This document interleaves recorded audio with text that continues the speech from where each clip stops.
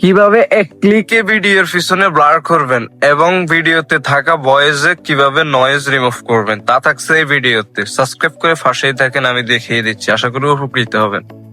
তো সর্বপ্রথম আমরা মোবাইলের স্ক্রিনে চলে আসব। তারপরে আমরা ক্যাপকাট সফটওয়্যারটা ওপেন করে নিব, নিউ প্রজেক্টে ট্যাপ করে দেব।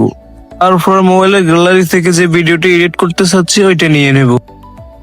তারপর ভিডিওটা হালকা একটু লোডিং নিবে। আমি আপনাদেরকে দেখার সুবিধার্থে আমি ভিডিওটাকে একটু কেটে নিয়েছি। তো একটু স্ক্রল করে এই পাশে ডান পাশে আসলে এই বাকি অংশটা কেটে নেবেন।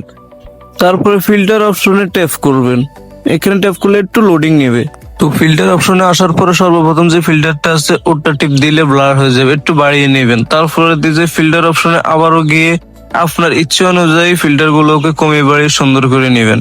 ভিডিওর পিছনে ব্লার লাগানো হলে এবং ফিল্টার বসিয়ে এডিটিং করা হলে আপনি একটু স্ক্রল করে ভলিউম নামে একটা অপশন দেখতে পাবেন। ভলিউম অপশনটা 100 করে দিবেন এবং রিমুভ অপশনটাকে 100 করে দিবেন, তাহলে আপনার ভিডিওর নয়েজ গুলো মোটামুটি রিমুভ হয়ে যাবে। তো এখানে মাইক্রোফোন নামে একটা অপশন আছে, এখানে ক্লিক করলে একটু লোডিং নেবে। লোডিং নেওয়ার পরে আপনার ভিডিওর ভয়েসের যে নয়েজ গুলো আছে ওগুলো রিমুভ হয়ে যাবে, এখন সুন্দর হয়ে যাবে কণ্ঠ।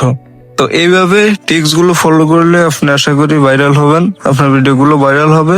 তো এরকম না টিপস জানতে হলে আমার পেজটাকে ফলো করে আমার পাশেই থাকবেন এবং ইউটিউব থেকে দেখে থাকলে সাবস্ক্রাইব করবেন।